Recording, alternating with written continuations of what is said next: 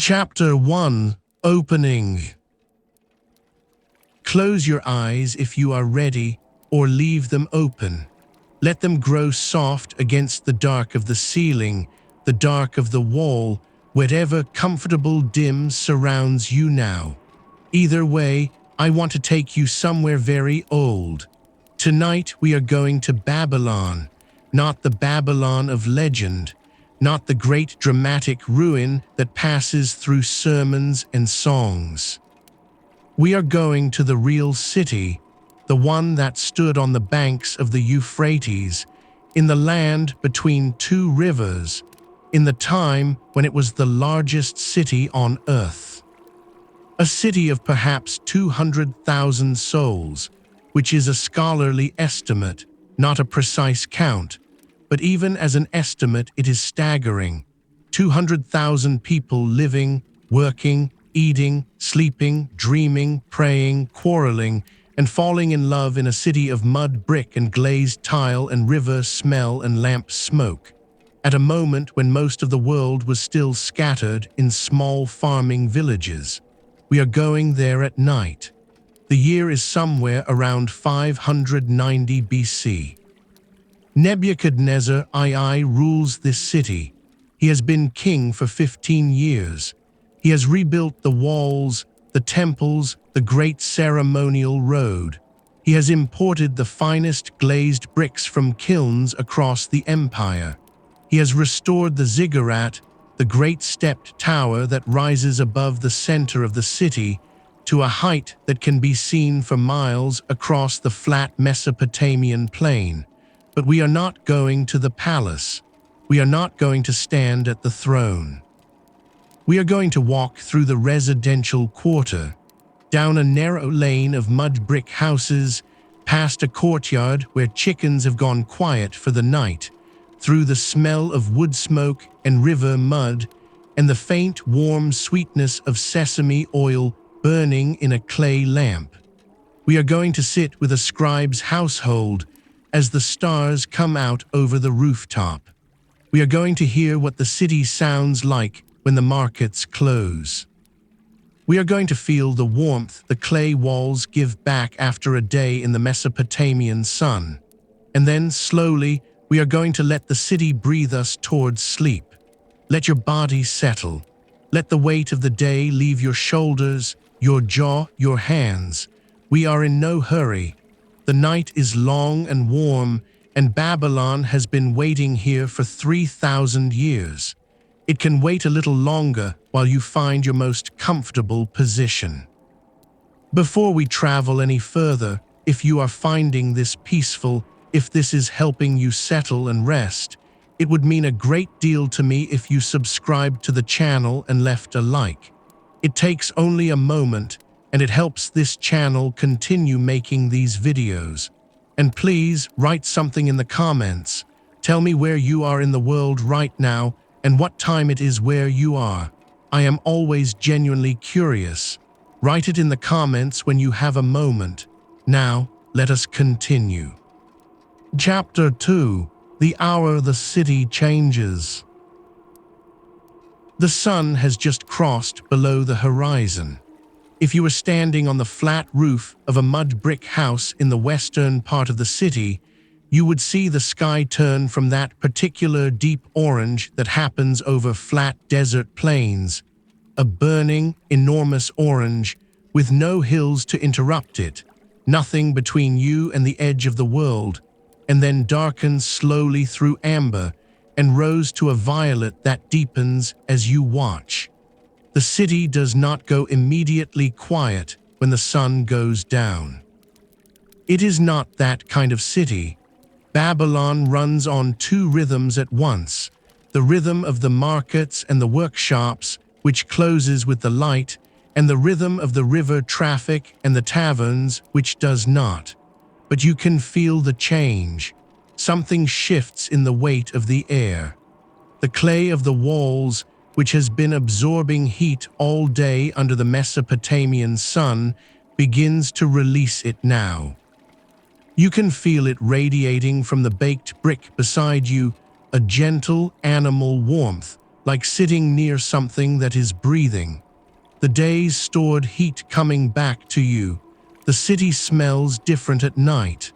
During the day, the markets dominate, dried fish and fresh bread, and the sharp animal tang of the livestock pens, the metallic edge of copper work, the chemical smell of the dyer's quarter. At night, these layers settle. What remains is the city's underlying smell: river mud, wood ash, sesame oil burning in 100 small clay lamps, and somewhere below all of it, faint and constant, the smell of the baked clay itself, the mud brick that the entire city is built from, the same Euphrates mud that the farmers pressed into molds and left in the sun 10, 20, 100, 500 years ago. Babylon is a city made of its own river.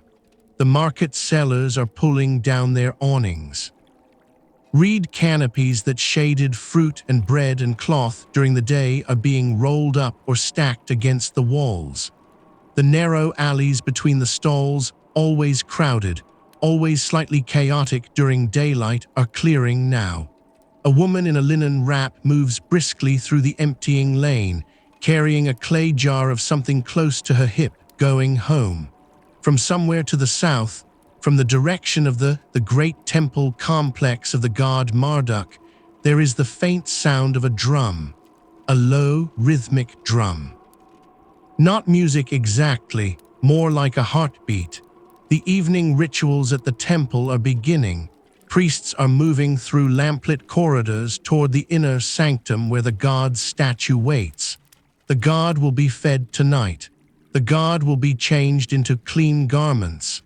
The god will be burned cedar incense until the smoke fills the sanctuary and curls up through the opening in the roof and dissipates into the darkening sky. The city around you has approximately 200,000 people in it. That is not a comfortable fact when you are used to small towns or even modest modern cities. 200,000 people living in an area roughly 3 kilometers by 3 kilometers, divided by the river, held inside double walls and a moat. It is dense.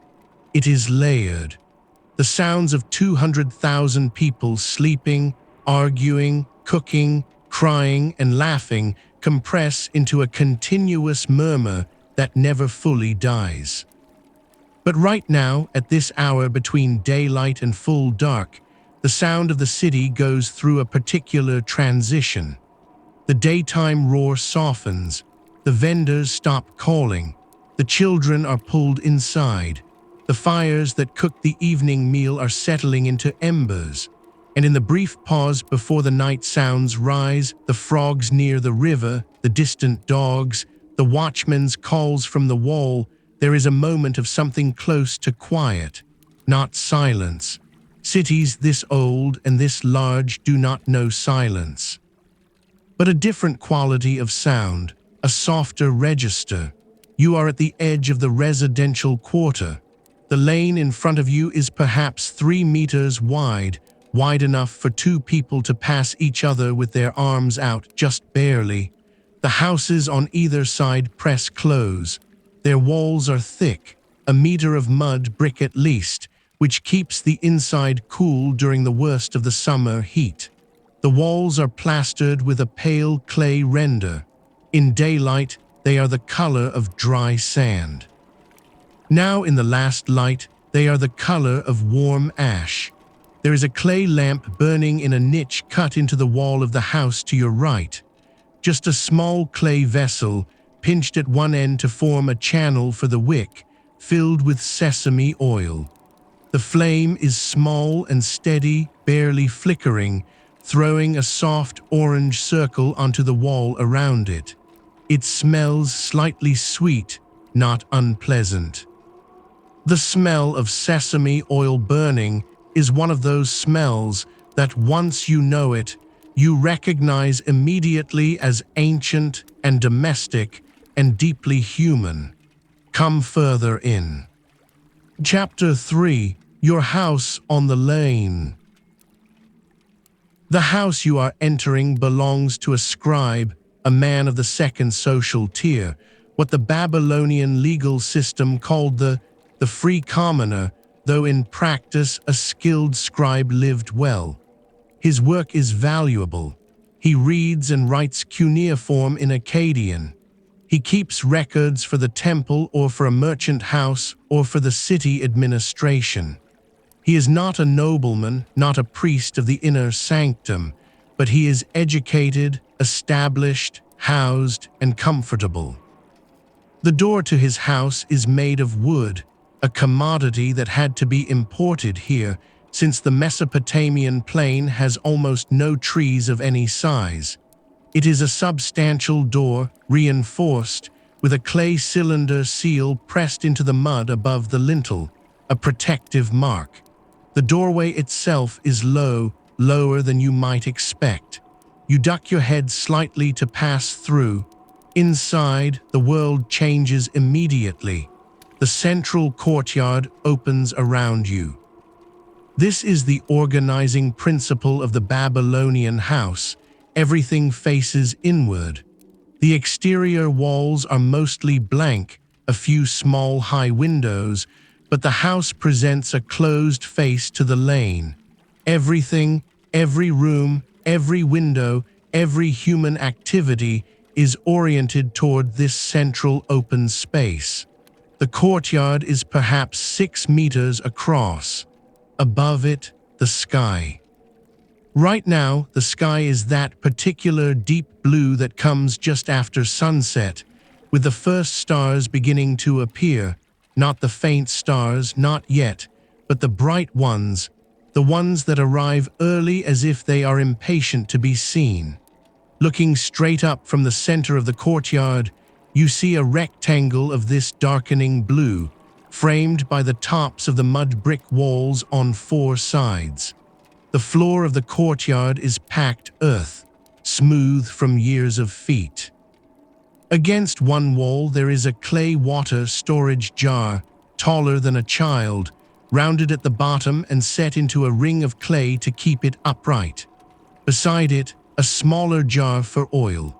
A few clay pots in various sizes are stacked near the cooking area, which is a simple raised clay platform in the corner with the remains of a wood fire below it. There are chickens, 3 of them already roosting in the corner near the door, their feathers fluffed, their eyes slitted almost closed. They make a soft, intermittent murmuring sound, not quite clucking, more like a quiet conversation with themselves. They do not stir when you enter.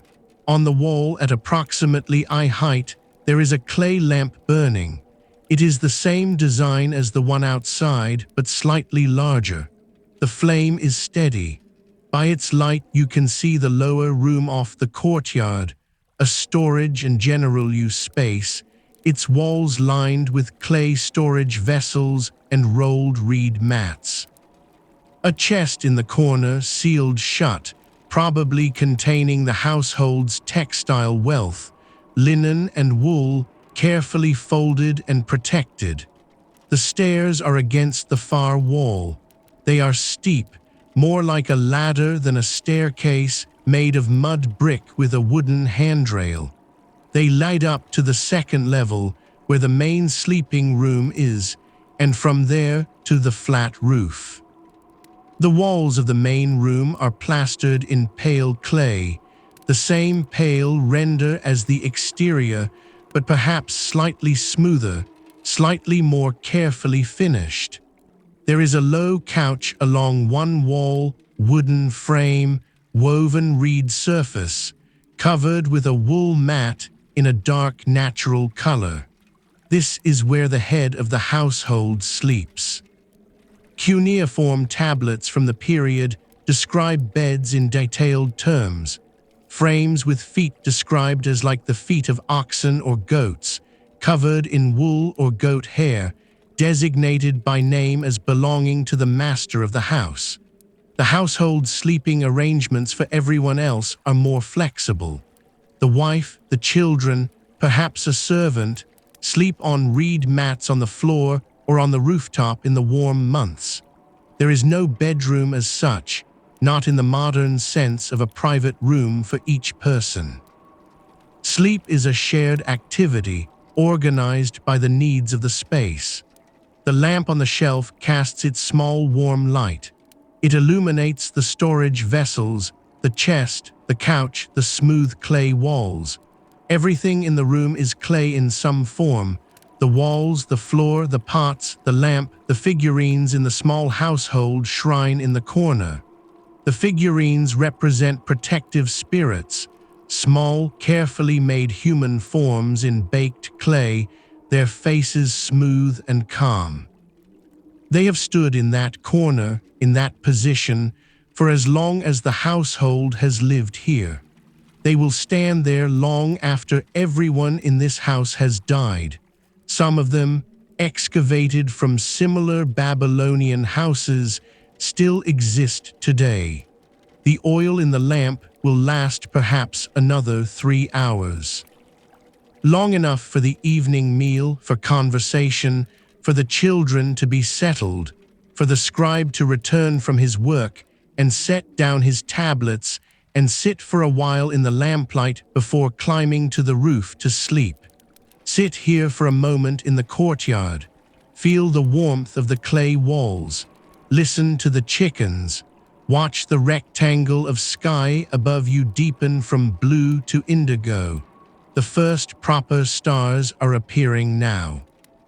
Not the bright early arrivals from before. Now the middleweight stars are coming, the ones that take a little longer to emerge, filling in the gaps between the bright points until the rectangle above the courtyard is scattered with light. You are inside Babylon. You are in the home of a man whose name you do not know, whose records have not survived, whose face was never painted. But his lamp burns the same sesame oil that his grandfather burned. And somewhere in this city tonight, a priest-astronomer is looking at those same stars from a much higher vantage point and writing down what he sees in wet clay. Chapter 4: The Evening Meal. The smell of the evening meal has been in the air for some time already. It traveled ahead of the food itself, drifting down from the roof where the cooking was done. Wood smoke and onion. The specific enveloping smell of onion being cooked slowly in oil.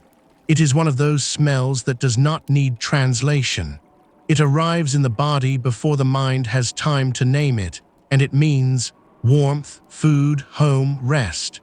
The Babylonians ate 2 meals each day. The morning meal was light, eaten quickly, before work began. The evening meal was the main one, the one that the household organized its end of day around.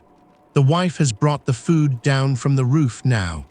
It is arranged on a low clay table in the courtyard, barley bread, flat and dense, still slightly warm from the clay oven. A vegetable stew in a wide ceramic bowl, onions, leeks, and what appear to be dried lentils, thickened with something, flavored with salt, and perhaps the small preserved fish that appear frequently in household accounts from this period.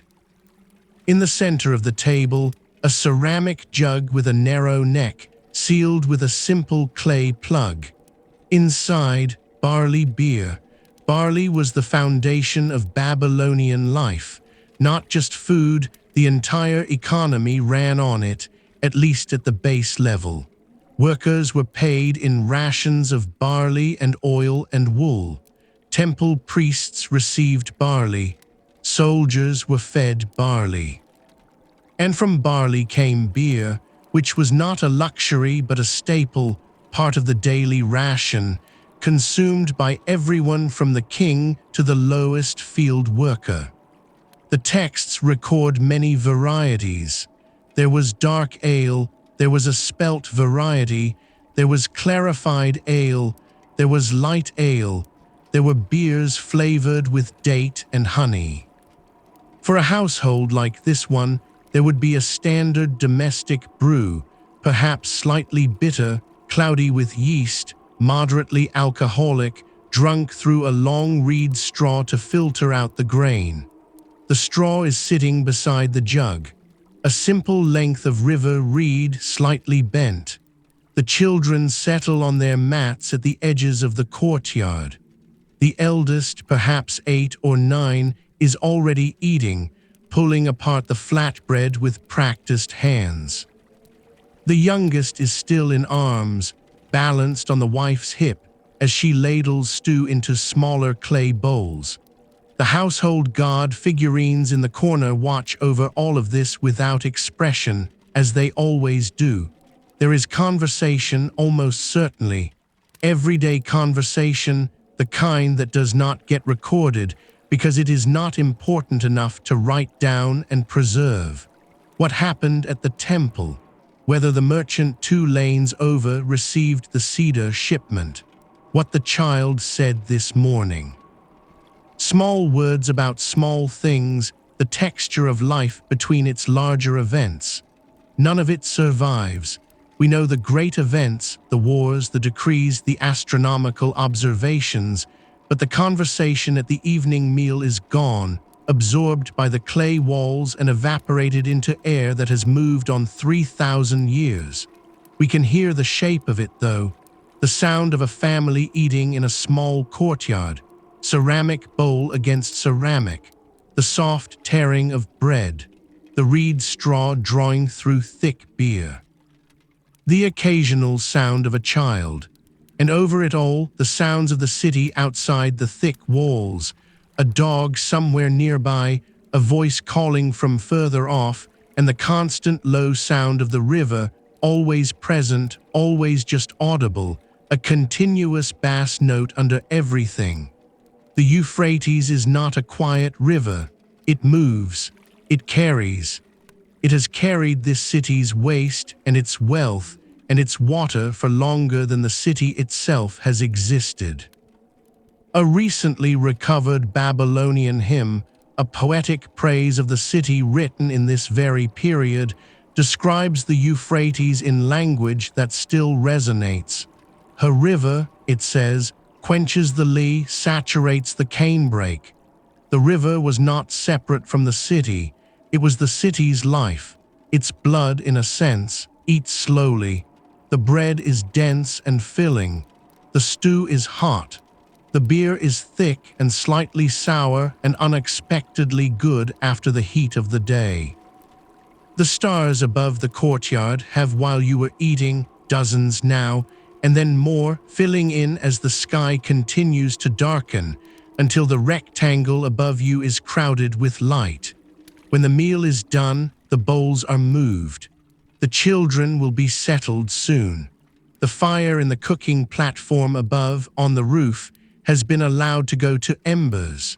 The lamp on the wall still burns, as steady as before. The evening is widening into night. Chapter 5. The River Below the Walls.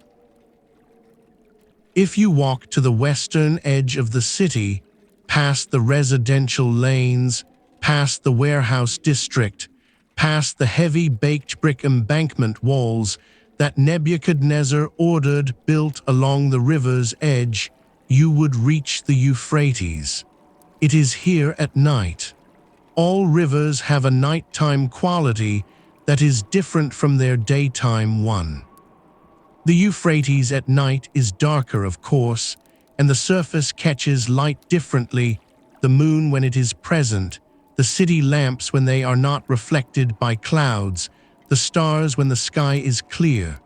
Right now the river's surface is moving, always moving, with that particular quality of water that is large and deep and in no hurry, a slow, heavy, muscular current. The smell here is the foundational smell of this entire civilization: river mud. The specific smell of the silt that the Euphrates carries down from the mountains of Anatolia and deposits here on the flat Mesopotamian plain, the same silt that built up into the land itself, the same silt from which the mud brick was made, the same silt in which the first Babylonians grew their barley. It is a rich, wet, dark smell, not unpleasant, more like the smell of soil at its most productive, at its most alive. Reed boats are pulled up on the bank. Some are the small one-person vessels that the river fishermen use, circular, round-bottomed, made from bundles of river reeds lashed together and waterproofed with bitumen. Others are the larger flat-bottomed craft that carry cargo, grain, stone, timber, the glazed bricks that Nebuchadnezzar's building projects require in such quantities that barges move up and down the river all day. These larger boats are moored now, their cargoes either delivered or protected by a watchman who sits on the bank nearby with his eyes half closed. The river divides Babylon almost exactly in half. The main city, the larger portion with its palace and temples and markets, occupies the eastern bank. The western district, sometimes called the New City in later sources, though it is ancient enough, sits on the other side. Between them, the Euphrates, and crossing the Euphrates, a bridge. This bridge is an engineering achievement that deserves a moment of attention. It was built on stone piers set into the riverbed, with a wooden deck above. Unlike a modern fixed bridge, it had sections that could be lifted, a kind of drawbridge mechanism, that were raised each evening to prevent unauthorized movement between the two halves of the city overnight. This was a security measure as much as an engineering one. At night, the bridge closes. The two halves of Babylon sleep separately, divided by the river. You can see the bridge from the bank if you look south. In the moonlight and the lamplight from both banks, you can see the dark shape of it crossing the water, can see the gap in the middle where the drawbridge section has been raised. It looks like a broken necklace, the interrupted line of it reflected and broken again in the moving water below. Down the bank to your right, the city wall descends into the river. The inner wall, built of fired brick set in bitumen mortar, meets the waterline here with a baked brick embankment. The outer wall, the great rampart, runs parallel further back. Between the two walls there is a military corridor. Behind the outer wall, a moat fed from the Euphrates itself. Layers of protection, one inside the next, the city enclosing itself like a series of nested boxes.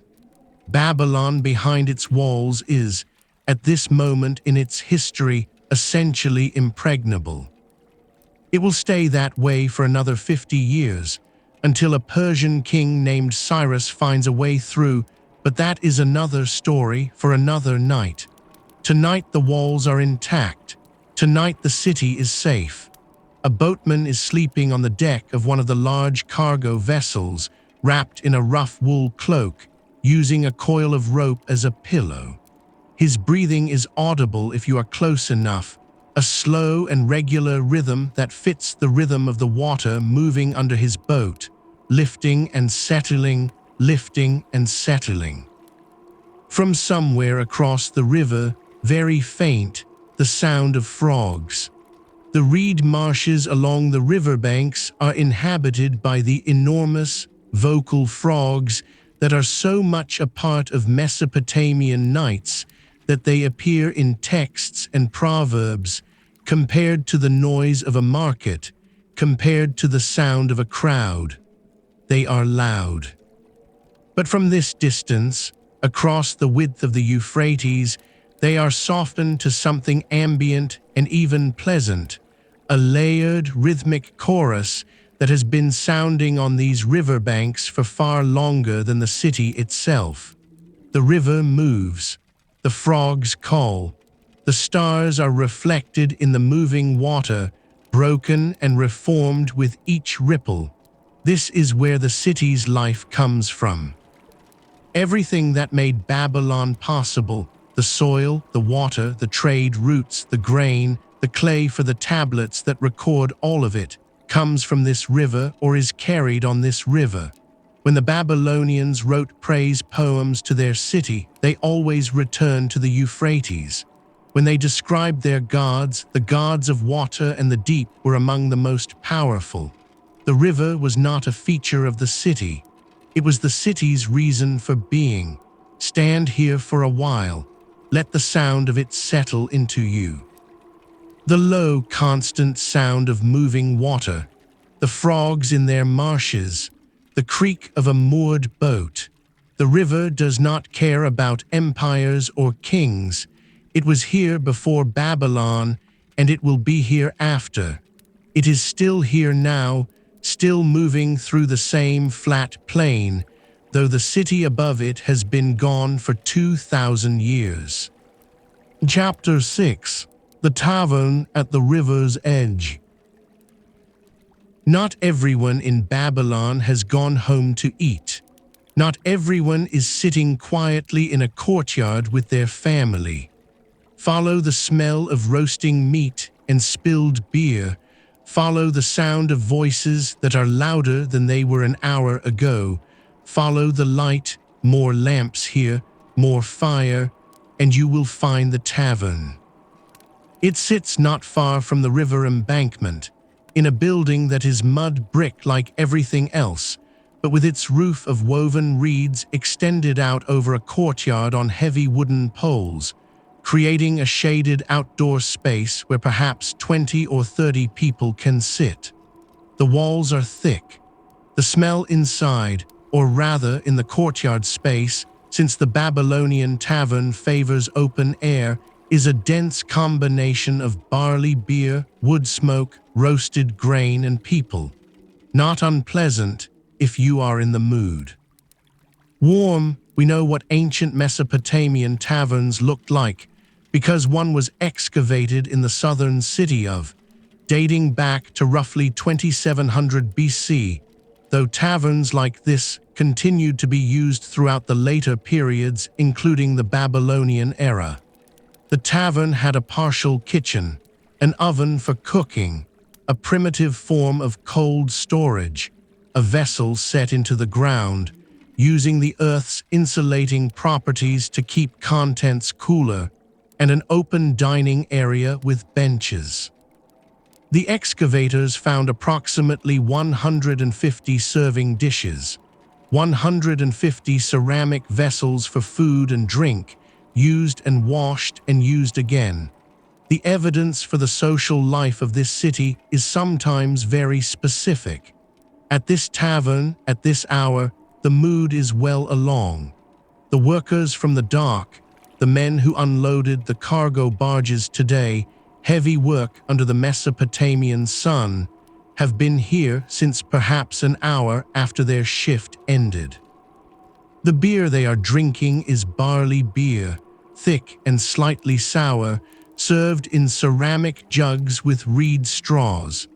The evidence suggests multiple varieties were available in any given establishment: darker ales, lighter ales, different fermentation lengths, some with added flavorings of date or honey or a pressed fruit. In the corner, a small group of men are playing dice. The dice are made from the ankle bones of sheep or goats, Esagila, the technical name for this ancient gaming piece, the same bones that were being used for games in Mesopotamia at least as far back as 3000 BC. The rules of their game are not entirely clear to us from the texts, but the basic principle is chance and wager, and the basic mood is focused concentration occasionally interrupted by sound. A woman runs the tavern. This, too, we know from the texts. The innkeeper and tavern keeper in Mesopotamian tradition was frequently female. One of the oldest Mesopotamian legal codes, the Code of Hammurabi, written perhaps 2 centuries before our period and still in use in modified form, has specific regulations about tavern keepers, and these are addressed to a female operator. She is responsible for the quality of the beer, the fairness of the measure, the behavior of her establishment. She is with real legal standing. She is not by any stretch a marginal figure. She is moving between the tables now, refilling jugs from a large ceramic storage vessel that stands against the inside wall. Her manner is efficient, practiced, slightly severe. She has seen everything and is surprised by none of it. The sound of the tavern is warm and continuous and a little loud. Laughter from the direction of the dice game. A sharp complaint from someone. The soft thump of ceramic on the wooden table surface. The crackle of the lamp flames in their brackets. Under all of it, faintly, the river that is never far from this city, the river that carries the barley that made the beer that these men are drinking. This is not exotic. This is not mysterious. This is workers at the end of a hard day, drinking, playing games, talking too loudly. This is a scene that has not changed in its essential nature in 30,000 years of human social life. You would recognize every element of it. The fatigue in the body. The loosening that comes with the first cup. The pleasure of being done with work for the day. The particular warmth of shared company in a lit space while the darkness waits outside. The darkness outside the tavern is real darkness. Babylon in 590 BC does not have street lighting in any systematic sense. There are lamps in the doorways of houses, lamps in some of the public buildings, lamps at the gates, but the lanes between them are dark. The further you get from a lamp source, the more complete the darkness becomes. Moving through Babylon at night requires either a lamp of your own or familiarity with the routes, the feel of the walls, the turns you have memorized, the sound cues that tell you where you are. For now, stay in the warmth. The dice game is reaching some kind of climax. One of the men has stood up. There is a brief argument, then laughter. The tavern keeper sets another jug on the table and moves on without comment. Chapter 7. The Scribe's work ends. Back in the residential quarter, the scribe is coming home. He walks quickly through the narrow lane, he knows it in the dark, has walked it so many times that his feet know the uneven places, the slight rise where the paving stones have shifted, the spot near the corner where water tends to pool after rain. He carries a small oil lamp, cupped in his hand to protect the flame from the evening air. In his other arm, pressed to his side, are 3 clay tablets. Small ones, each about the size of his hand, covered in the neat wedge-shaped impressions of cuneiform script. Cuneiform. The name comes from the Latin for wedge-shaped. It is a writing system made by pressing a cut reed stylus into wet clay at different angles, creating a vocabulary of wedge marks that, combined in specific ways, produce a language. The scribe has spent years learning this. His training began when he was perhaps 8 or 9 years old, in a scribal school, which means in Sumerian, tablet house. He learned to copy texts, to memorize the syllabary, to write contracts and inventories and temple hymns. He wrote on tablet after tablet, practiced form after form, corrected by his teacher until the impressions were clean and regular and correct. Now he does this work for a living. What he does on any given day depends on who employs him. If he works for the temple, he might spend the day copying inventory lists, the quantities of grain coming in and going out of the storage facilities, the rations dispersed to temple workers, the offerings recorded against each date. If he works for a merchant, he might copy contracts, the legal documents that govern trade agreements in this highly organized economy. If he works for the city administration, the work might involve anything from census records to legal proceedings. The 3 tablets he carries home tonight are something he is working on that requires several sessions: a legal document concerning a property transfer, 2 parties, a piece of land, the agreed price, the witnesses present, the seal impressions of those involved.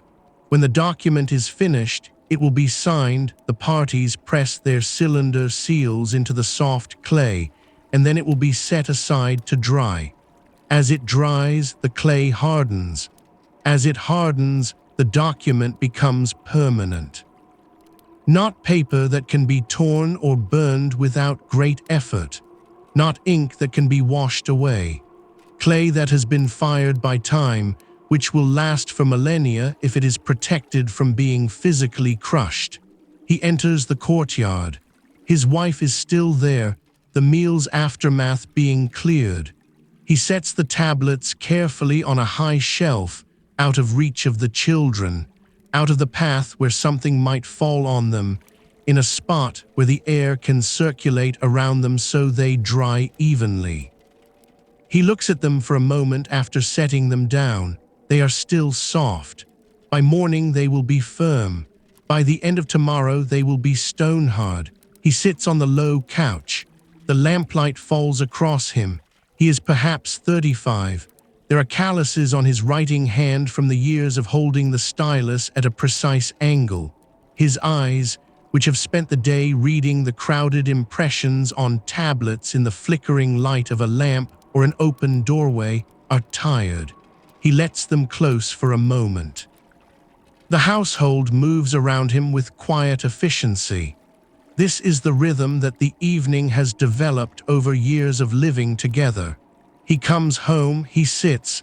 The family gives him a moment of quiet before the next stage of the evening begins. The children have been fed. The youngest is already asleep, laid on a reed mat near the wall. The wife sits nearby with some spinning wool on a wooden spindle, a task that can be done by lamplight, that keeps the hands busy while the day closes down. Across the city, in rooms like this one and more elaborate ones and much simpler ones, the same scene is playing out. The end of the day's work, the bodies return to the household, the slow decompression of a life that is full and physical and demanding. The scribe reaches for the reed straw beside the jug of beer his wife has poured for him. He drinks slowly. He is not thinking about the property document on the shelf, not yet, not tonight. Tonight he is thinking about nothing in particular. He is watching the lamplight on the clay wall. He is listening to the city outside the walls of the house, the dog calling somewhere, the river in the distance. His hands are still. The stylus is put away. The work is done. Chapter 8. In the darkness. The baby is sleeping now, small bundle on a reed mat, one arm thrown up beside his head in that particular unconscious grace that only sleeping infants achieve. His breathing is audible in the quiet, shallow and fast, the quick breath of a sleeping child. Above the mat, hanging from a wooden peg hammered into the clay wall, there is a small clay figurine, not decorative, protective. It is an amulet against. You need to understand what means to this household before you can understand the weight of that small clay object. Is not a goddess, not exactly. She is something older and more specific in her malice.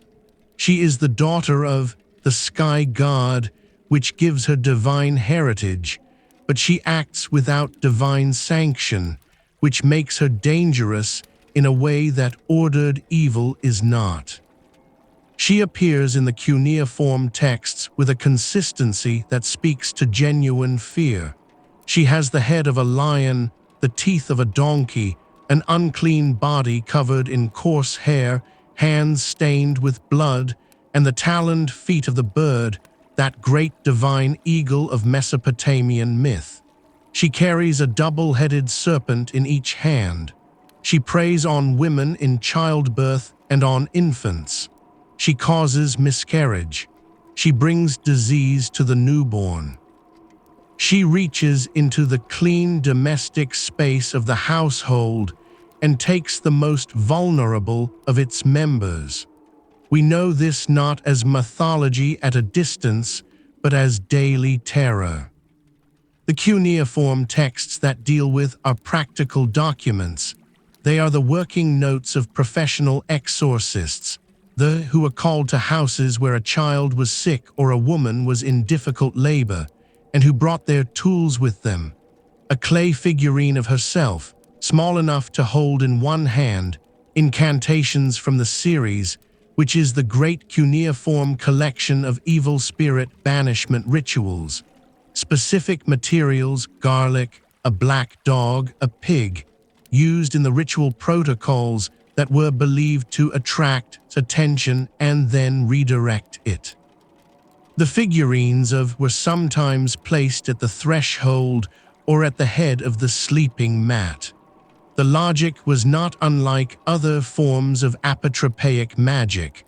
Represent the thing you fear, contain it in clay, and control it. In one of the cuneiform rituals, is invited formally with offerings and then escorted to the underworld through a ritual process. You treat her with the same caution you would treat any dangerous entity. Acknowledge her, give her what she wants in controlled measure, and send her away. The amulet on the peg is one of these objects. A small flat piece of baked clay, perhaps 10 centimeters long. On one face is a carved figure that is not quite herself, more like a containment symbol. On the other face, cuneiform text. An incantation, possibly, or the name of a protective spirit.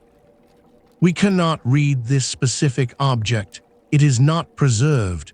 But we know from hundreds of similar objects excavated from household contexts across Mesopotamia what they likely said, what they likely meant, what they were meant to do. It cost something.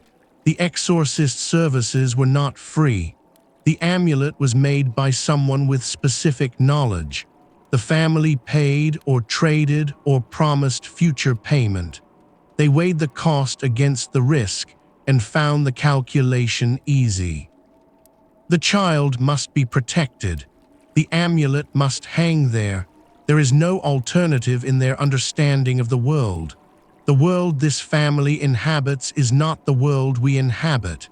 It is a world in which the boundary between the living and the dead, between the human world and the world of spirits and demons, is thin and permeable and constantly in need of maintenance. The household is not just a physical space. It is a spiritual one. It must be kept clean of unwanted presences. The protective figurines in the corner do part of this work. The cylinder seal above the door does part of this work. The rituals performed at new moon and at festival times do part of this work. And the amulet on the peg over the sleeping baby does its specific dedicated part. The baby breathes, in, out, the small sounds of a living child in the dark. The amulet hangs still above him. The night is large outside the walls. It contains things the Babylonian mind is alert to in ways that the modern mind, surrounded by electric light, has largely ceased to be. The darkness between buildings is not just absence of light, it is potential. It is the space where the unwanted moves. Every night the household must trust its protections. Every night the amulet hangs on its peg and does its silent work. Sleep well, small one. Chapter 9. The Dream God's Domains. The household is quiet now. The lamp has been allowed to burn lower. There is enough oil in it for another hour or two. But there is no longer anything in the household that needs the full light. The baby is sleeping. The children are sleeping. The wife is sleeping, curled on a reed mat on the far side of the room from the clay tablets on their shelf. Even the chickens in the courtyard below have gone fully silent. The scribe sits on the edge of his couch, his sandals on the floor beside him. He has been awake later than he intended. There was something in the property document that was bothering him, a clause he needs to reconsider in the morning, a point of detail that he turned over in his mind for too long while the lamp burned down. Now sleep is near.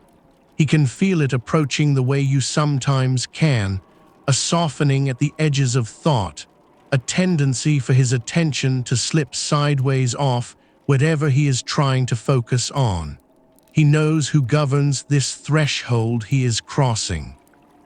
The dream god's name is, in the Akkadian language, the word means something between spirit and ghost, a breath, a presence, a thing that moves without visible body through the world, governs sleep and dream both. He is not a terrifying figure. He is one of the mechanisms of the divine world, a messenger, in a sense, a system. But what he carries can be terrifying or wonderful, depending on its source. The Babylonians understood dreams as meaningful communications. This is not unusual.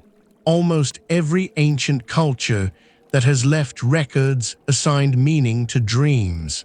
But the Babylonians developed a particularly systematic approach to it. There was a written manual, a series of 11 clay tablets called the, named for the god, that catalogued dream contents and their predicted outcomes. The format was the same conditional logic used throughout Babylonian intellectual life. If a man dreams such and such, then this will happen to him. The tablets covered an enormous range of dream material: flying, falling, swimming, encounters with gods, encounters with specific animals, dreams of fire or water or eating or specific human activities. This was not superstition in the sense of casual wishful thinking. This was a sophisticated system based on accumulated evidence, the same basic logic the Babylonians applied to astronomical observations. If the moon did something specific and something specific subsequently happened, that correlation was recorded, analyzed, and eventually added to the written canon. Dreams worked the same way. The omen literature was empirical in its fashion. The problem, in the Babylonian understanding, was not that dreams were unreliable. The problem was that they came from two different sources. A dream sent by a god, by the sun god Shamash, by the moon god, by Marduk himself, was a true omen, carrying reliable information about the future. A dream sent by a demon, by one of the many other named night demons of the Babylonian world, was a false dream, a deceptive one, designed to disturb rather than inform. Distinguishing between these two was the work of the dream interpreter, another specialist alongside the exorcist and the physician in the Babylonian professional world. A disturbing dream might require a ritual response, a brief incantation spoken on waking, or in more serious cases, a consultation with a specialist and a more formal counter-ritual. The scribe does not know yet what he will dream tonight. He knows only that the dream world is real, and that is already moving through the house, through the walls, through the air, through the sleeping bodies of his children, the way the wind moves, invisible and without weight, covering the city the same way sleep itself does. He lies down, pulls the wool blanket over himself. The couch beneath him is firm, reeds and wool, not plush by modern standards, but infinitely better than the cold ground, and his body is accustomed to it. The lamp on the shelf gutters slightly. The wick is getting short. The flame dips and recovers and dips again. If you were here in this room watching the scribe close his eyes, you would notice how quickly it happens. How quickly the body, when it is truly ready, surrenders. The breathing slows. The face relaxes. The hand that was holding the edge of the blanket loosens. He is asleep. Is here in the room, behind the scribe's closed eyes, arranging the materials of the night. Chapter 10. The Roof of the House. Come up, the stairs are steep, and the clay walls of the stairwell are close on either side. But at the top there is the roof, and the roof in a Babylonian household is the fourth room, the open room, the room that belongs to the sky. On cooler evenings, and this evening is warm but not oppressive, the Mesopotamian heat that has been building since spring, some members of the household sleep up here. The flat mud brick roof is plastered just like the rooms below, and the residual warmth of the day is still in it when you put your hand down. A gentle, constant warmth, like a hearthstone an hour after the fire has gone out. The clay remembers the sun. It gives it back slowly through the night. Reed mats have been unrolled at the far end of the roof. Someone, probably one of the older children, or perhaps the household had a servant, has carried them up from below and laid them out side by side, with folded wool blankets for later, when the temperature drops. The mats are thick, woven from river reeds, and against the warm clay of the roof, they make a perfectly adequate sleeping surface. On the southern edge of the roof, there is a low mud brick parapet, perhaps chest-high, just enough to prevent someone rolling off in the night, which was not a merely theoretical concern. There is a law in the Code of Hammurabi requiring householders to maintain proper parapets or be liable if someone falls. The wall is not ornamental, it is practical. It is also useful to lean against while you look out over the city. And the city from here, even from this modest residential roof, perhaps 2 stories up, is something. Look south first. The ziggurat is visible. At this distance in the dark, it is a solid mass against the darker sky, a stepped darkness, each terrace slightly narrower than the one below, rising in this period, rebuilt and extended by Nebuchadnezzar II to a height that scholars estimate at over 90 meters. Its base measured approximately 91 meters on each side. It dominated the skyline of Babylon from every direction. From where you stand, it is simply the largest thing you can see in any direction. Even at night, even as silhouette, there is a quality to it that makes the eye return. Below the ziggurat, hidden by the city itself, is the great temple complex of Marduk, where priests are now engaged in the business of caring for the god's statue. The cedar incense smoke rising from a vent you cannot see but can perhaps imagine. A faint, sweet, resinous thread climbing from the temple into the night air, too far and too diffuse to smell from here, but there. To the west, the river. You can see the ribbon of it catching the starlight, darker than the sky but reflective in a different way, the moving water scattering light into motion instead of fixing it. The bridge is just visible, the dark line across the water with its gap in the middle where the drawbridge has been raised. And all around, rooftops.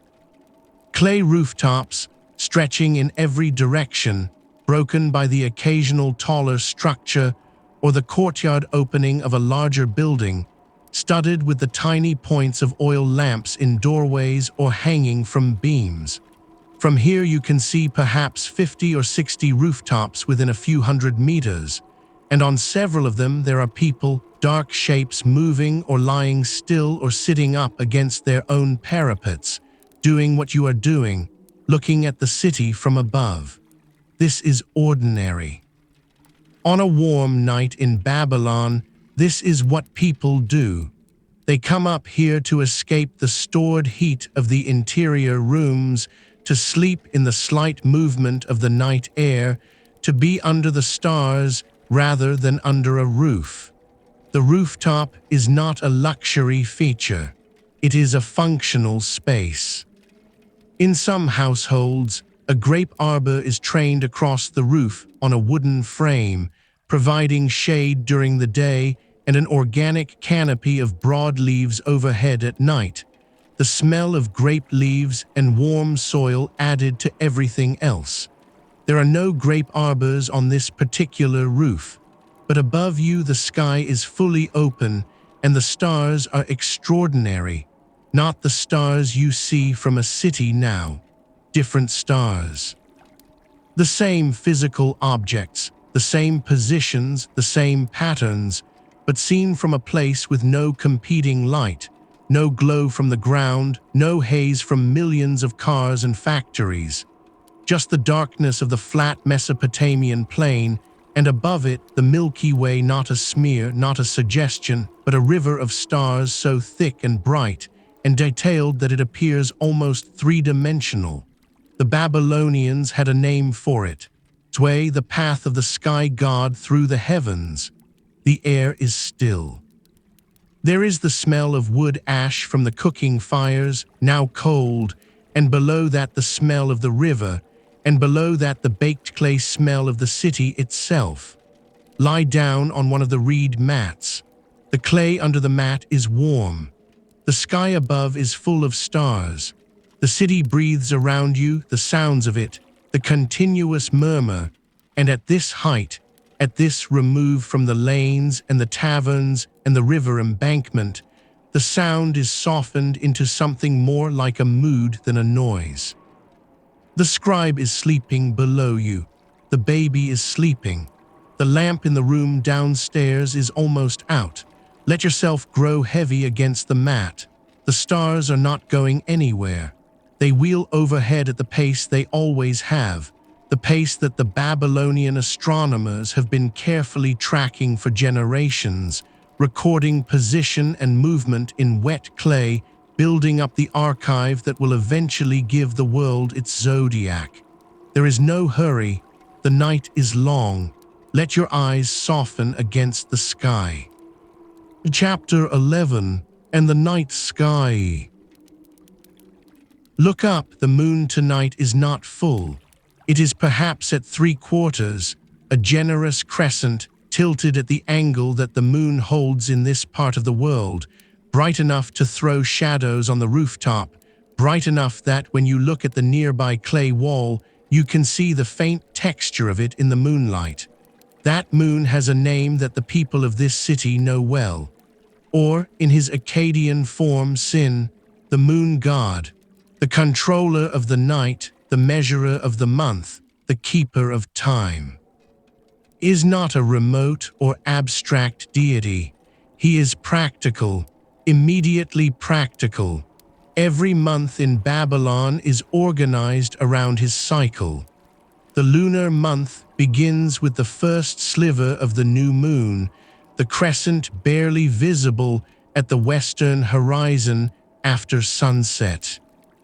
It progresses through the waxing phases, reaches the full moon at the middle of the month, which was considered the most important ritual moment, a time of celebration and thanks, and then wanes back toward the new moon, ending in the 3 days of the dark moon when is absent.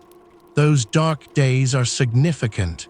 When is absent from the night sky during the new moon, the 3 days of darkness, the Babylonian understanding is that he has descended to the underworld. 2.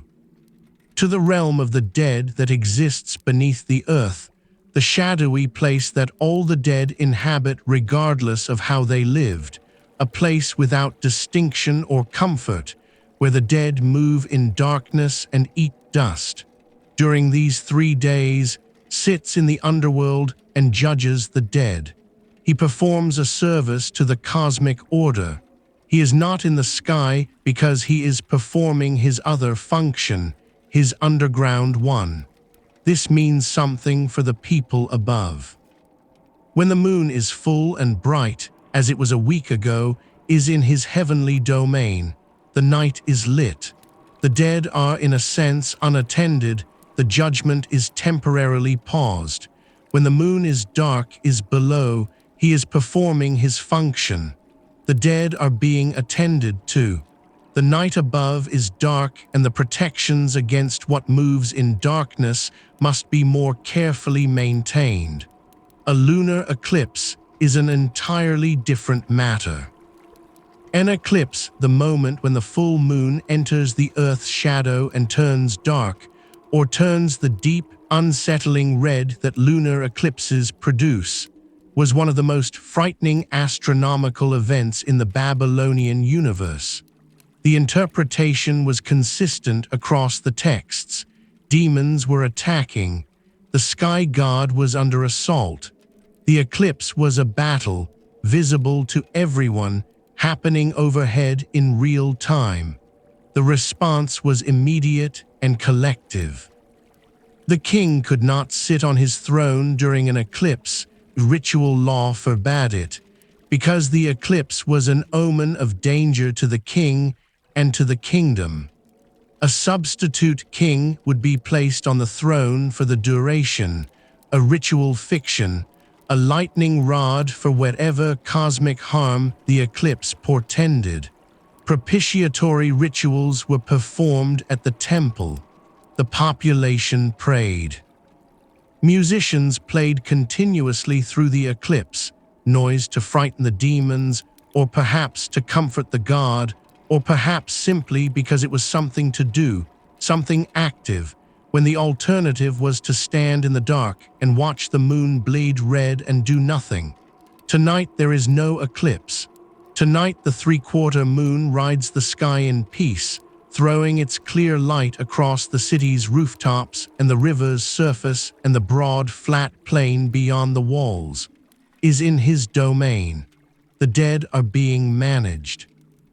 The demons that might otherwise move more freely in total darkness are less bold under this light.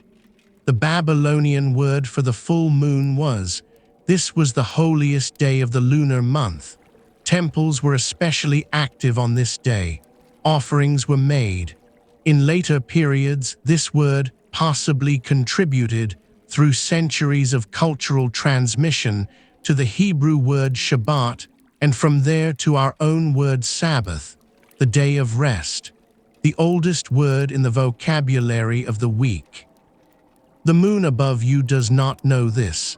It moves on its orbit, waning slightly each night, on its way back toward the dark. The priests in the temples track each phase. The astronomer with his clay tablet higher up in the city records each night's sky. The information accumulates. The archive grows. The patterns emerge from the accumulated data like forms emerging from clay. Look at the moon. It has been here every night for billions of years. The Babylonians who slept on these rooftops looked at exactly this moon with exactly this attention, and they wrote down what they saw, and some of what they wrote has survived. That feels like something worth sitting with for a moment. Chapter 12. The priest-astronomer above the city. There is a man still awake in this city who is paid to be awake at night. He is at the higher end of the priestly hierarchy, not the highest, not the high priests of the inner sanctum who tend the god's statue, but the scholars, the thinkers, the careful observers who perform a different kind of service to the divine order. He is what we might call an astronomer priest. The Babylonian word for what he does is diviner, though his methods are more systematic than that word might suggest. He is on an elevated terrace of one of the temple complexes that serve the... Not on the ziggurat itself. We should be careful here, because the claim that Babylonian priests observed the sky from the top of the ziggurat specifically is one that sounds plausible and appears constantly in popular accounts, but the direct evidence for it is limited. What we do know is that observations were made from elevated positions near temples, that the temple precincts included open terraces, and that the tablets recording observations were found in temple contexts. He is high, higher than the surrounding houses, high enough that the horizon stretches further for him than it does for anyone sleeping on a residential rooftop. He has a clay tablet before him, damp still, and a reed stylus in his hand. The tablet is the same size as the ones the scribe carries home, perhaps the size of a large hand or slightly bigger, but what he is writing on it is of a completely different nature. He is recording the night sky. Jupiter is visible tonight. Low in the southeast, a point of light that does not flicker the way stars do, the ancient test for a planet, which the Babylonians had long since understood. Jupiter moves against the background of fixed stars. Its movements are slow and majestic and entirely predictable once you have enough data. And the Babylonians have data. They have been accumulating it for generations in archives that stretch back centuries. They know what Jupiter will do. They know when it will be in which part of the sky. They can predict its appearances with an accuracy that was not surpassed in the Western world until the development of modern mathematics centuries later. Jupiter is Marduk's star. The great god of Babylon, the creator deity, the king of the gods, his celestial representative is the largest and brightest of the wandering stars. When Jupiter is strong and well placed, it is a favorable sign for the kingdom. When it is obscured or moving through a portion of the sky associated with misfortune, the priests take note and the king is advised. He writes this down. Cuneiform wedges pressed into soft clay, recording position, brightness, any notable quality. He notes the moon's phase and position. He notes the visibility of Venus, Ishtar's star, which has been close to the western horizon at dusk and is now below it. He notes a faint reddish point near the horizon that might be Mars' star, the planet of death and plague, and makes a careful note that it requires a clearer night and a better angle to confirm. The archive he is contributing to is the oldest continuous astronomical database in human history. Not the first astronomical observations ever made. Humans have been watching the sky since before recorded history, but the first systematic, recorded, continuously maintained database, building year on year, tablet on tablet, observer on observer. The observations made in this city in this period eventually contributed to the mathematical astronomy of the Greeks, and through the Greeks to the astronomy of the medieval Islamic world, and through that to the astronomy we now take entirely for granted. The zodiac was originally Babylonian. The division of the sky into 12 zones of 30 degrees each named for a constellation, each associated with a period of the year and certain characteristics. This system was developed in Babylon, probably in the 5th century BC, slightly after our period, but built on the observational foundation that our astronomer is adding to tonight. The 12 constellations of the zodiac include many that are still familiar: Aries, Taurus, Gemini, Cancer, Leo. The Babylonians had their own names for them, and those names sometimes overlap with ours in interesting ways. But the system, the 12-part division of the sky, is theirs. He works in silence. The night around him is quiet at this height. The city murmur that is constant at street level is softened here to almost nothing. He can hear his own breathing. He can hear, if he pays attention, the faint creak of a wooden beam somewhere in the structure below him as the temperature drops and the wood contracts. His work tonight will be read tomorrow by other priests, compared against the archive, analyzed for omen significance. Somewhere in the priestly bureaucracy of Babylon, his observations will be discussed in relation to the political situation of the kingdom, what omens the sky has produced this month, what they suggest about the coming season, what ritual responses they require. He presses another wedge into the clay. The tablet grows more full. The stars wheel overhead. He does not look up from his writing except to check his observation again, then returns to the tablet. The work is slow and careful and continuous. He will be here until just before dawn, when the morning star, Venus, Ishtar's star, rises in the east to mark the end of the night watch. Chapter 13: The Processional Way at Night. There is a road in this city that is unlike any other street in the ancient world. It runs from the Ishtar Gate, the great northern entrance to the inner city, south toward the complex, a distance of perhaps half a kilometer, though in the full ceremonial context it extends much further. It is wide, wider than any ordinary street in Babylon by a factor of several times, wide enough for a procession of gods. The processional way, tonight it is empty. Its surface, flagstones of white limestone and red breccia, precisely cut and laid, the edges marked by glazed blue brick walls on either side, catches the moonlight and throws it back. From one end to the other, the road is a pale, gleaming stripe through the city. The walls flanking it are decorated, at the lower level, with reliefs of walking lions in glazed ceramic, lion after lion after lion, their bodies in mid-stride, the muscle of them suggested in the slight three-dimensionality of the glazed surface. Nebuchadnezzar himself left written records of this road. He speaks in his inscriptions of laying the flagstones, of placing the lions, of bringing the stones from distant quarries.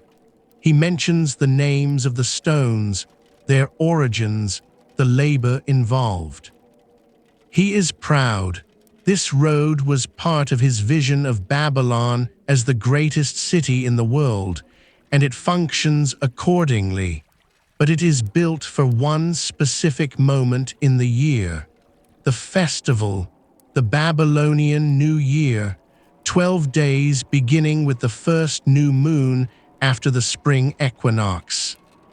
On the fourth night of the festival, in the inner sanctuary of the high priest recites the creation epic, the story of how Marduk defeated the chaos dragon Tiamat and made the world from her body, how he set the stars in the sky and gave humanity its purpose.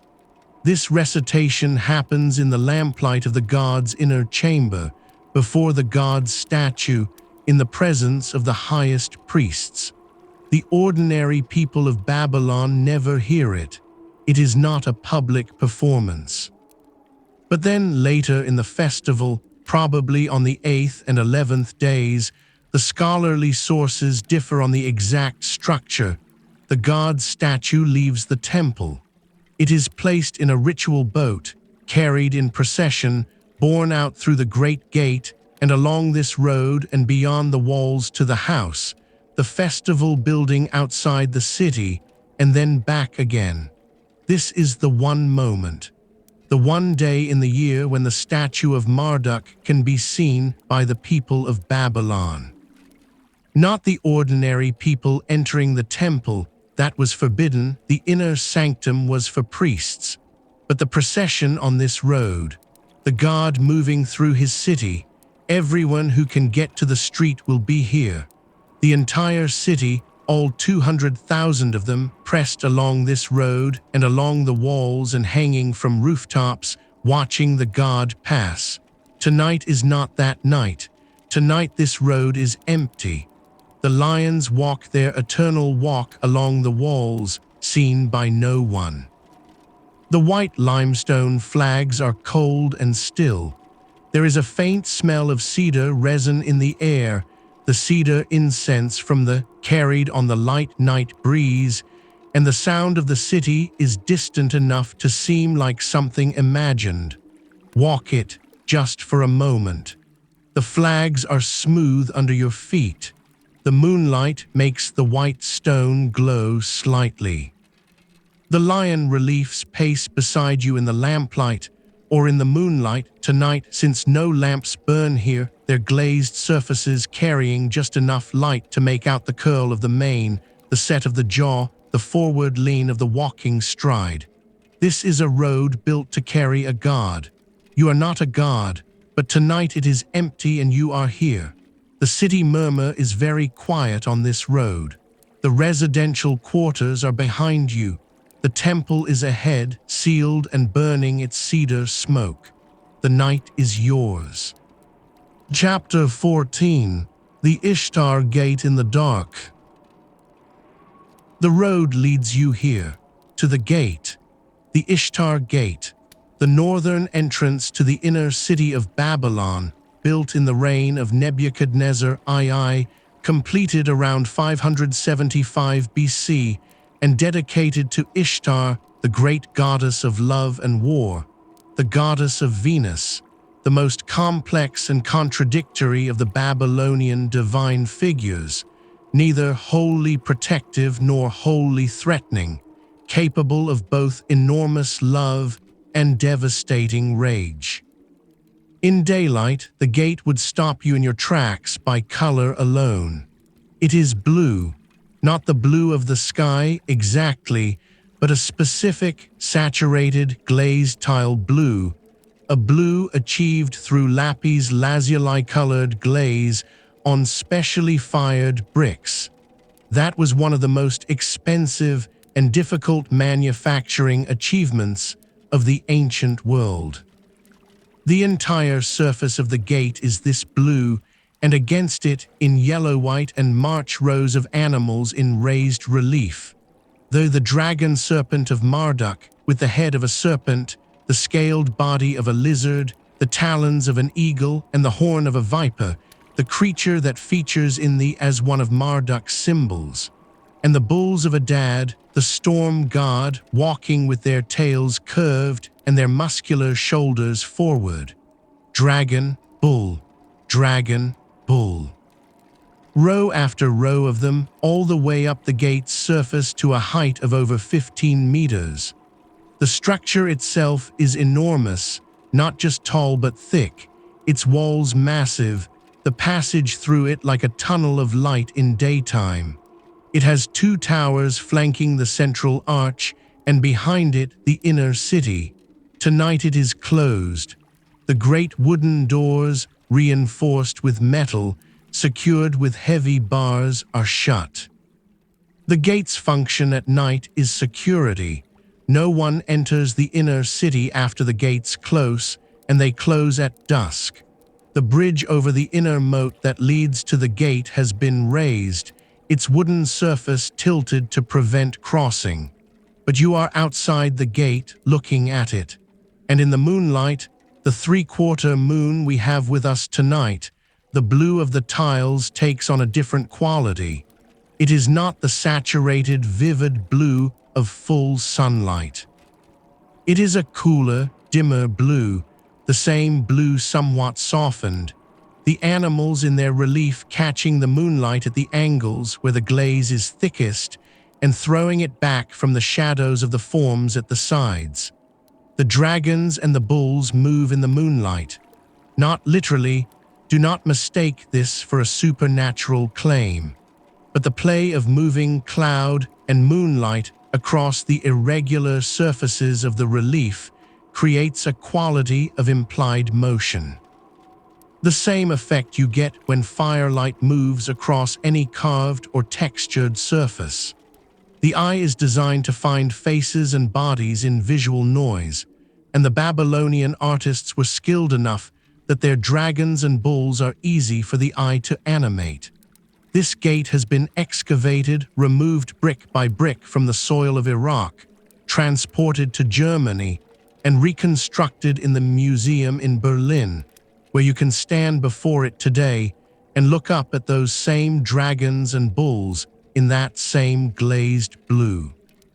Robert, the German archaeologist who led the excavations from 1899 onward, found the gate's bricks buried under centuries of soil and rubble. He spent years excavating this site. The brick he found was in pieces, many thousands of pieces, which were later assembled and mounted in the museum hall. But what is in Berlin is the reconstructed replica of one portion of this gate. The original gate was larger. The gate you are looking at tonight, the real one, the one that stands in 590 BC with its plaster still fresh and its glaze still vivid and its mortar still hard, is the complete structure, both towers, the full arch, the bridge with its mechanisms, the moat and the embankment walls on either side. Behind this gate and behind the outer city wall beyond it, the city is sleeping, or trying to, or awake in its taverns and on its rooftops and at its astronomers' posts. The city is being what it is, enormous, complex, layered, and alive. The gate does not sleep. The gate stands exactly as it has stood since Nebuchadnezzar's builders set the last glazed brick in place and stepped back. Its dragons watch the road. Its bulls walk their permanent walk. The moonlight moves across it and continues on its way. Chapter 15: Marduk's House. Follow the smell of cedar. It is faint, even in the night air, but it is distinctive, that resinous, slightly sweet, ancient smell of cedar wood being burned. It comes from the great temple complex that occupies the southern portion of the inner city, directly west and south of the ziggurat. The two structures are related in the Babylonian sacred geography. The ziggurat is the mountain, the cosmic pillar, the point where earth and heaven connect. At its base is the house of the god who inhabits that point. The complex is not one building. It is a cluster of buildings surrounded by a wall, a sacred precinct wall that separates the divine space from the human city. Inside this wall, the main temple of Marduk, courtyards, subsidiary chapels, administrative buildings, storage facilities for the enormous quantities of offerings and goods that flow in and out of the temple economy. The temple complex owned land, operated workshops, employed priests and workers and specialized craftspeople. It was a city within the city. You cannot enter the inner sanctuary. No ordinary person can. The inner sanctum, the chamber where the statue of Marduk stands, is accessible only to the priesthood. Specifically, only to the high priest and his designated assistants. There are ritual laws governing who may approach the god's statue, what words may be spoken in its presence, what objects may be brought near it. The statue is, in the Babylonian understanding, not a representation of the god. It is the god. The statue of Marduk, carved from wood, covered in precious materials, clothed in fine linen and wool, ornamented with gold and lapis lazuli, is the divine presence made physical in the world. Tonight, in the lamplight of the inner sanctum, priests are performing the evening ritual. They will have brought the god his evening meal, offerings of food and drink, presented before the statue in a specific ceremonial sequence. They will change his garments into night garments. They will burn cedar incense, the cedar imported at enormous expense from the forests of Lebanon, a luxury that the palace and the temple share, and which the common people smell only in the drift of it across the night air. And they will perform specific prayers and recitations, some of them from the creation epic, the story of how the world began. In the beginning, the sweet water underground and Tiamat, the salt sea of chaos, mingled, and from their mingling the first gods were born. The gods were young and loud, and disturbed by their noise plotted to destroy them. They killed first. Tiamat, enraged, raised an army of monsters. The young gods were afraid. They needed a champion. They called Marduk. Marduk accepted the challenge on one condition. If he won, he would be supreme among the gods. The gods agreed. Marduk fought Tiamat and killed her. He cut her body in two, and from one half made the sky and from the other the earth. He set the stars in their courses, appointed the moon, gave each god a domain. From the blood of Tiamat's general, he made humanity, made from the blood of the defeated, created to serve the gods and free them from labor. This is the story that the high priest recites in the inner sanctuary on the fourth night of the festival. Standing before the statue of Marduk in the lamplight, he speaks the words. The story of why Marduk is king. The story of why Babylon is the center of the world. The story of why the world is the way it is. Tonight the incense smoke rises from the sanctuary vent and disperses into the night air above the city. Outside the wall, at the edge of the sacred precinct, an ordinary person, not a priest, not entitled to enter, can smell this smoke if the wind is right, can hear very faintly the sound of the chant from inside, can look at the lamplight glowing from the small high windows of the inner courtyard and know that the god is being attended to tonight, as every night since the temple was built. There is something comforting in this, even for someone who cannot enter. The god is being cared for, the rituals are being performed, the world is tonight in its right order. Marduk's champions have defeated chaos. The city stands, the walls hold, the river flows, the stars move in their appointed courses. Everything is as it should be. The cedar smoke drifts out over the city. It crosses the processional way. It crosses the rooftops of the residential quarter. It reaches, faintly, the nostrils of a scribe lying on his couch in his house, 3 lanes from the main street.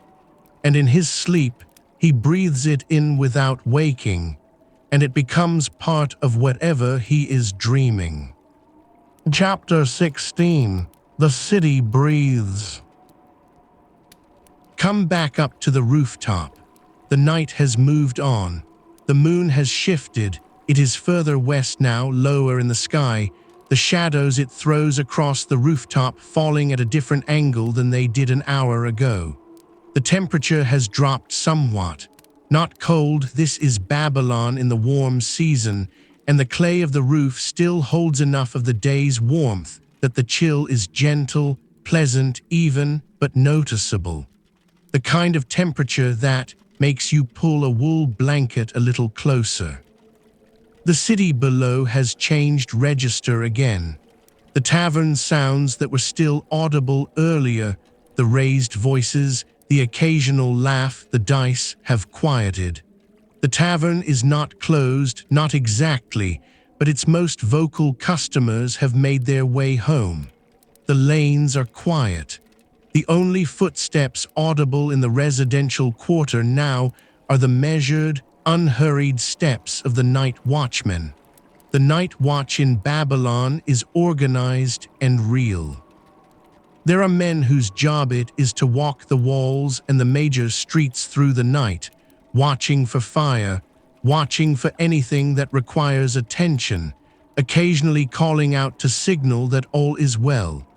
Their calls carry through the quiet of the deep night, short, rhythmic, professional. From the rooftop you can hear one of them, somewhere to the east, making his round along the inner wall. The sound of his footsteps, and then a brief call, and then silence, and then the footsteps again as he moves on. The river is a constant. It does not change in the night, not audibly. It is what it always is, the low, continuous sound of water moving through a wide channel, carrying its silt, carrying its cargo of dead reeds and floating debris, making its way from the mountains to the sea. It has been making this sound every night for longer than anyone in this city can imagine. It will make this sound every night for longer than the city will exist. The scribe is asleep on his couch below. The baby is asleep on his mat, the amulet on its peg above him. The older children are asleep on their mats near the courtyard. The wife, who went to sleep last as she always does, the last to stop, the first to start in the morning, is asleep. The chickens in the courtyard have been absolutely silent for hours. The astronomer on his terrace is still working. He will not stop until just before dawn. His clay tablet now has 2 sides of closely written observations. His stylus has been rinsed in water and re-dried. He has stopped to eat once, bread that a junior priest brought to him, left quietly on the step without interrupting his concentration. He did not look up from his tablet. The night rituals are complete. The lamps in the inner sanctuary burn lower but are still alight. A junior priest watches over them, his job simply to ensure they do not go out before morning, to add oil when needed, to stay awake with the god through the dark hours. He is young, not much more than a teenager, and staying awake is a struggle. He stands instead of sitting, pressing his feet against the cool floor, watching the lamp flames. On the outer walls, the great rampart beyond the city's inner structures, soldiers are on watch. They do not move much. They stand at their posts at intervals, looking out over the plain, where there is nothing to see, flat, dark land, the occasional gleam of water in a channel, the distant suggestion of the river's cousins, the irrigation canals that spread out from this point across the Mesopotamian plain in every direction. Beyond those canals, farming villages, most of them dark and asleep. Beyond the villages, the desert. Beyond the desert, the edge of the empire. The world that Nebuchadnezzar II has built extends in every direction from where you sit. To the north, the trade routes that link this city to Anatolia and the Mediterranean coast. To the east, Persia and the mountain peoples. To the south, the mouth of the rivers and the Persian Gulf, and beyond it the sea routes to India. To the west, the desert, and across it Egypt, which Nebuchadnezzar has recently engaged in the complex diplomacy and occasional warfare of great power competition.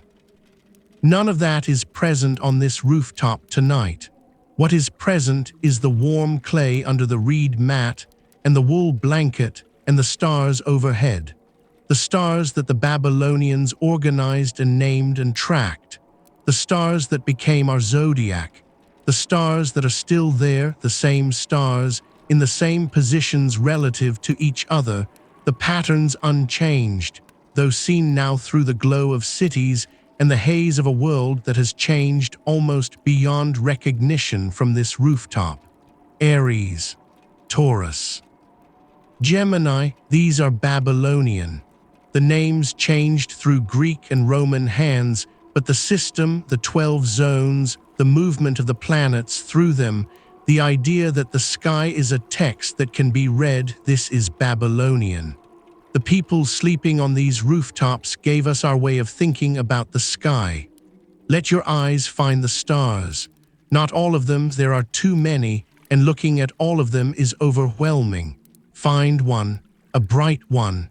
It does not matter which. A bright point in the south, or the east, or overhead, wherever your eye falls first. Let the others blur into background. Keep that one point. The astronomer on his terrace has already logged that star. It has a cuneiform name. It has a divine association. It has an omen significance. In the accumulated archive below the terrace, among the hundreds of tablets already fired and stored, there are records of this star going back further than anyone in this city knows exactly. The records were inherited. The observation was received from a teacher who received it from a teacher who received it from the past. The star does not know any of this. It is doing what it always does, burning at a distance so enormous that the Babylonians did not have conceptual tools to think about it, throwing its light in every direction equally, some infinitesimal fraction of it landing on this rooftop, on the astronomer's terrace, on the sleeping city of Babylon below.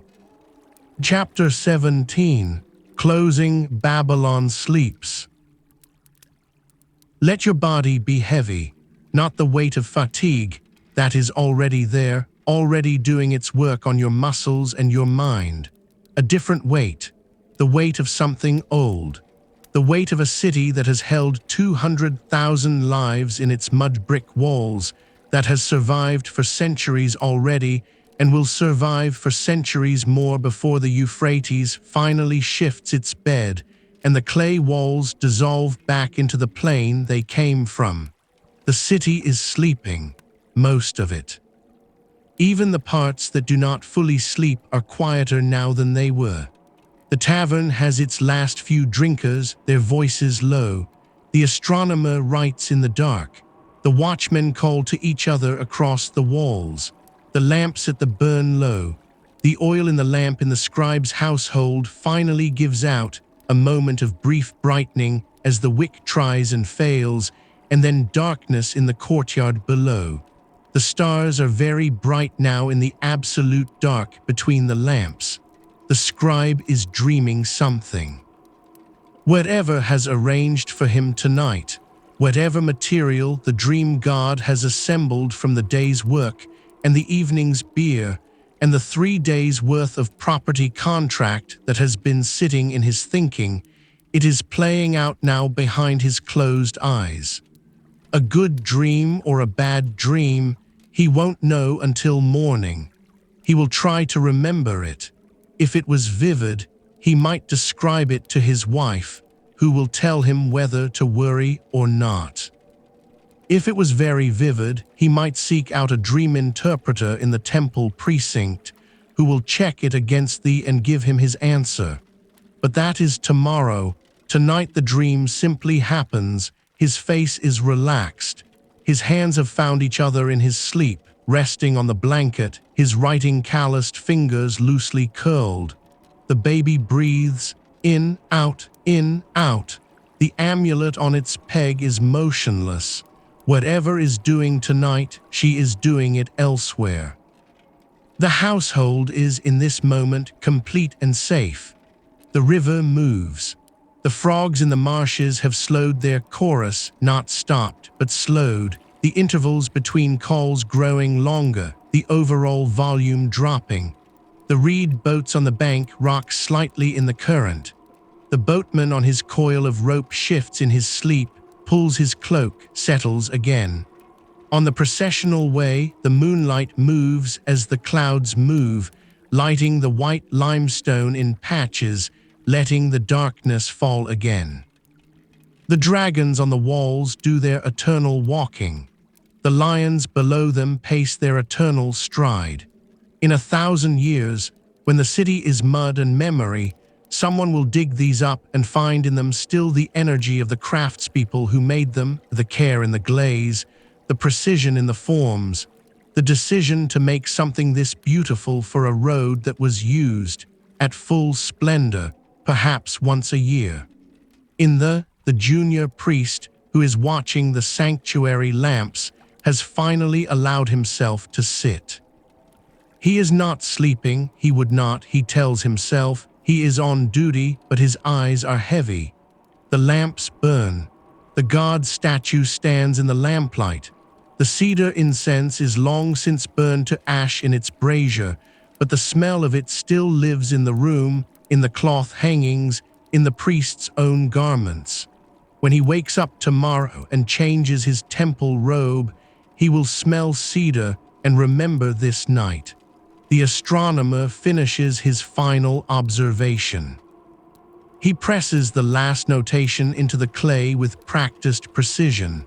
He looks up at the sky, just for a moment, just to look, not to record, and sees what is always there, what is always astonishing when you let it be.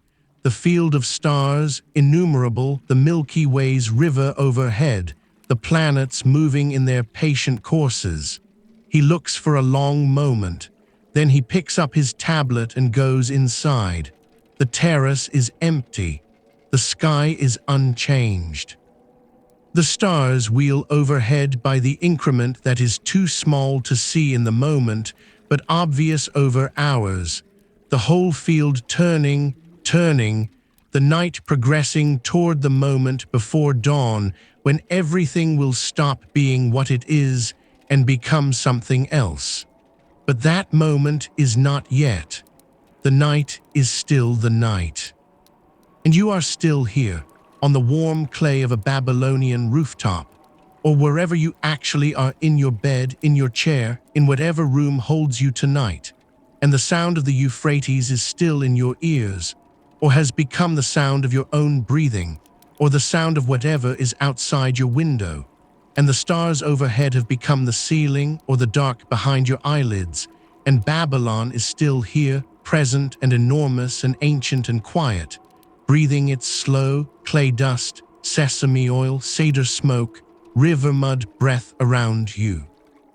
The scribe is asleep, the baby is asleep, the watchman has made his round, the god is being attended to, the stars are in their courses, the river runs, let go, there is nothing you need to hold. The city has been holding itself for 3,000 years. It can hold tonight without your help. Let your hands open on the blanket. Let your jaw go soft. Let the darkness come in. The Euphrates runs on, Babylon breathes, and you are sleeping now too. Good night. End of script. A Night in Ancient Babylon's Sleep History, c. 590 BC.